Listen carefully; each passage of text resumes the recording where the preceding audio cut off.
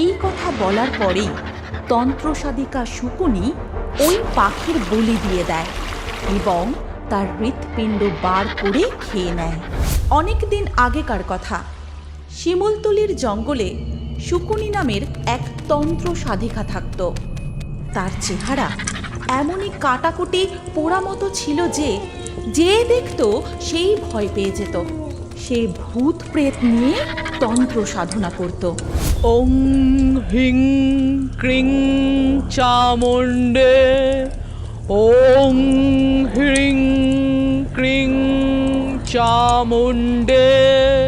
এই সব করতে করতে তার মনে হতে থাকে, এইভাবে সে যদি 100 মেয়ে পাখির বলি দিতে পারে এবং তাদের রক্ত ও হৃৎপিণ্ড সে যদি খায়, তাহলে সে অমর হয়ে যাবে।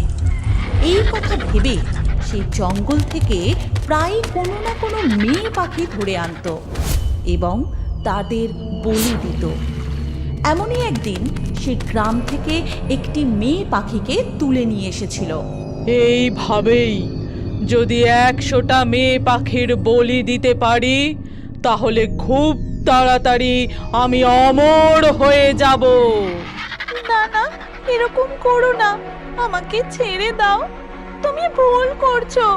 কাউকে মেরে ফেলে তুমি অমর হতে পারবে না। দয়া করে আমাকে ছেড়ে দাও।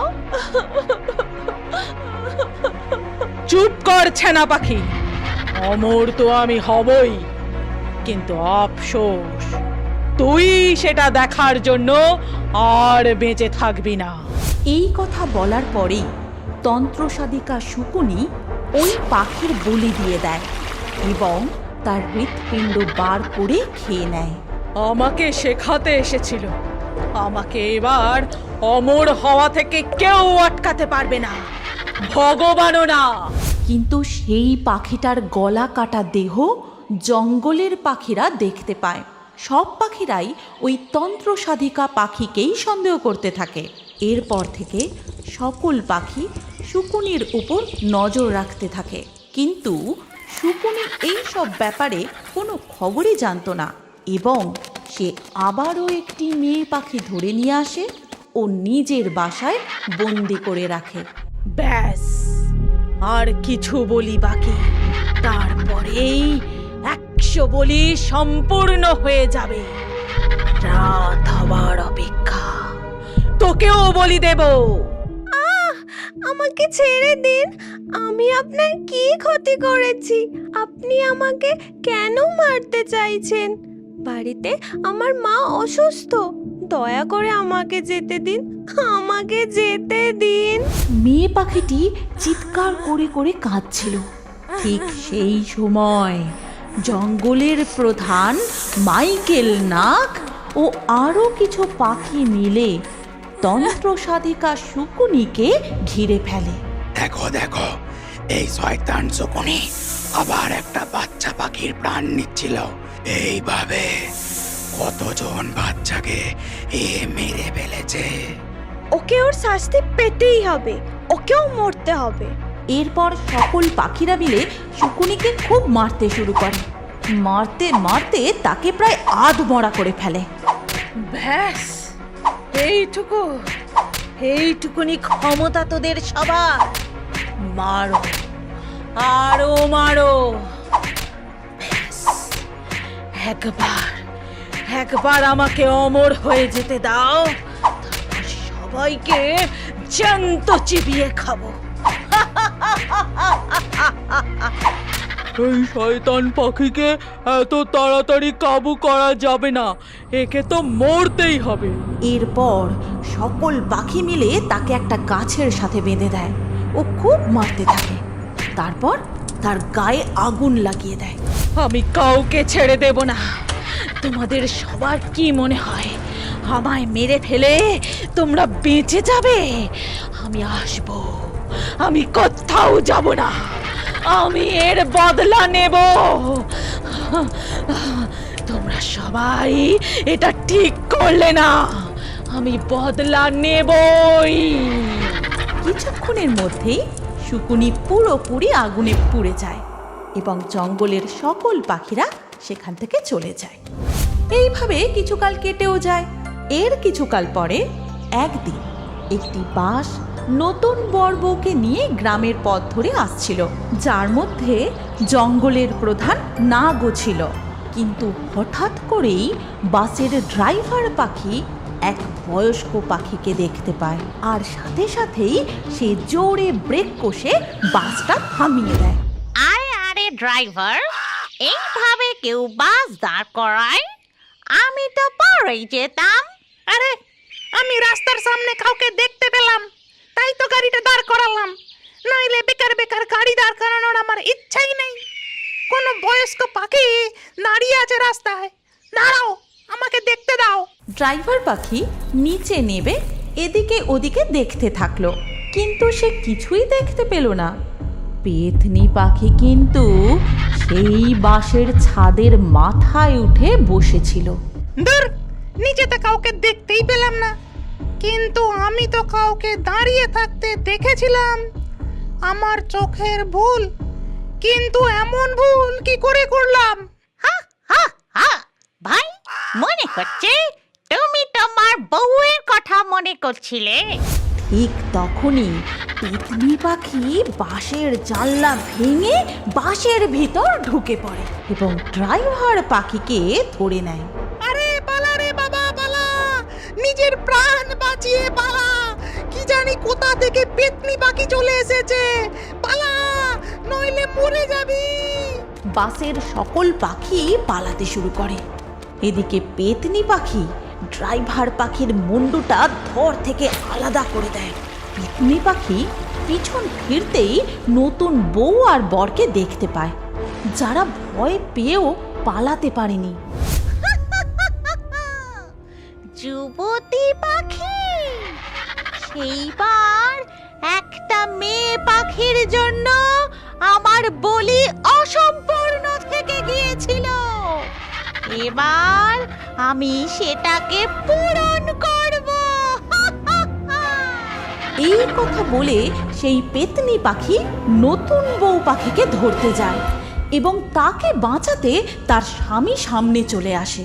এই পেতনি পাখি, আমার বউকে ছেড়ে দে বলছি। তুইও মরতে চলে এসেছিস? যেমন ইচ্ছে তোর, দুজনকে একসাথে মারবো। এই কথা বলে সেই পেতনি পাখি দুজনকে একসাথে মেরে ফেলে এবং তাদের রক্ত খেতে থাকে। অপরদিকে বাসের সমস্ত পাখিরা এদিকে ওদিকে ছুটতে থাকে। ওরে, এই পেতনি পাখি এখানে কি করে চলে এলো? আমি কি করে জানবো? আমিও তো সবার সাথে বাসের ভেতরেই ছিলাম।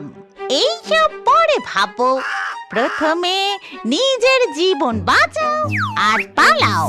যখন দুজনে জঙ্গলের দিকে পালিয়ে যাচ্ছিল, ঠিক সেই সময় পেতনি পাখি তাদের পথ আটকায়। আমাকে চিনতে পেরেছিস প্রধান? আরে প্রধান বাবু, আগে তো আপনার বলা উচিত ছিল যে এ আপনার পরিচিত। শুধু শুধু এতটা দৌড়লাম। চুপ কর, আমি জঙ্গল প্রধান, আমি কোনো পেতনি না। আমি কি করে কোনো পেতনি পাখিকে চিনবো বলতো?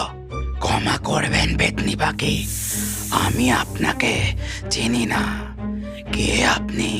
কিছু বছর আগে তুই আর কিছু পাখি মিলে আমায় জীবন্ত জ্বালিয়ে দিয়েছিলিস।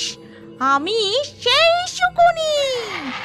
এবার তো তুই আর তোর জঙ্গলের পাখিরা আর বাঁচবি না। আমরা কিছু ভুল করিনি, তুমি তোমার কাজের ফল ভোগ করেছিলে। তোমারই দোষ ছিল। কেউ এই পৃথিবীতে অমর নয়, যে এসেছে তাকে যেতে হবেই। আর তুমি এই সত্যিকে মিথ্যে করার জন্য কত নিরাপরাধ পাখির প্রাণ নিয়েছিলে। চুপ কর, আমি এখানে তোদের ভাষণ শুনতে আসিনি। এবার তুই মরবি। ছটফট করতে করতে যেভাবে তোরা আমাকে মেরে ফেলেছিলি। এটা বলার সাথে সাথেই পেতনি পাখি প্রধানকে ছুঁড়ে ফেলে দেয়। ওরে দিও, বাঁচা আমায়, মরে গেলাম রে। পেতনি পাখি আবারও গিয়ে প্রধান নাগকে মারতে যায়। ঠিক সেই সময় থিও এসে তার পথ আটকায়। আরে ও পেতনি পাখি, আমি থাকতে তুই আমাদের প্রধানকে কিচ্ছু করতে পারবি না। তখন পেতনি পাখি থিওর গলা ধরে তাকে উঁচুতে তুলে ধরে। ও ভালোবাসিস না নিজের প্রধানকে? তাহলে প্রথমে তুই মর। এই কথা বলার পরেই থিওকেই সে মেরে ফেলে এবং তার হৃৎপিণ্ড বের করে রক্ত খেতে থাকে। খুবই সুস্বাদু হৃৎপিণ্ড। এবার তোর পালা, প্রধান না। এদিকে কিছু পাখি সেই বাস থেকে পালিয়ে এসে জঙ্গলে পৌঁছায় এবং সব ঘটনা জঙ্গলের অন্য পাখিদের বলে। এই কথা শোনার পর সব পাখিরা জঙ্গলের প্রধান পুরোহিতের কাছে যায় এবং সব কথা শুনে পুরোহিত পাখি মশাল জ্বালিয়ে সকলকে সঙ্গে নিয়ে সেইখানেই এসে উপস্থিত হয়। জঙ্গলের সব পাখি, এই পেতনির থেকে আমাকে বাঁচাও। এই জঙ্গলের সব পাখিদের এ মেরে ফেলবে। বাঁচাও, এর থেকে বাঁচাও আমায়। দেখুন প্রধানজি, আপনি ভয় পাবেন না, আমি এসে গেছি। এই পেতনি পাখি কারোর কিচ্ছু করতে পারবে না। এই কথা বলার পরেই পুরোহিত পাখি হনুমান চালিসা পাঠ করতে থাকেন এবং একটি মন্ত্রপুত মালা পেতনি পাখির গলায় ছুঁড়ে দেন এবং সেই মালা পেতনি পাখিকে বেঁধে ফেলে। শোনো, এই পেতনি পাখিটা যাতে আর কারোর কিচ্ছু করতে না পারে, তাই একে এখানেই কবর দিয়ে দাও।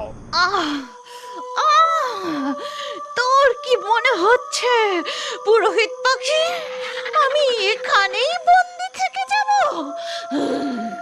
সেটা হবে না। আমি যখন মুক্ত হব না, তখন কাউকে ছেড়ে দেব না। এরপর সব পাখিরা পেতনি শুকুনিকে মাটিতে পুঁতে দেয় এবং তারপর থেকে আজ পর্যন্ত কেউই আর সেই পথ দিয়ে আসা যাওয়া করে না। আমাদের গল্প আজকে এখান পর্যন্তই। এই গল্পটি আপনার ভালো লাগলে ভিডিওটি লাইক অবশ্যই করবেন এবং আপনার কোনো পছন্দের গল্প জানা থাকলে কমেন্টে লিখে জানান। সবথেকে ভালো গল্পটি বাছাই করে এমন কার্টুন ভিডিও বানাবো এবং এখনই আমাদের পরবর্তী ভিডিওটি দেখার জন্য স্ক্রিনের ওপর আসা এই ভিডিওতে ক্লিক করুন এবং রিও বার্ডসের আরও কার্টুন ভিডিও দেখতে থাকুন।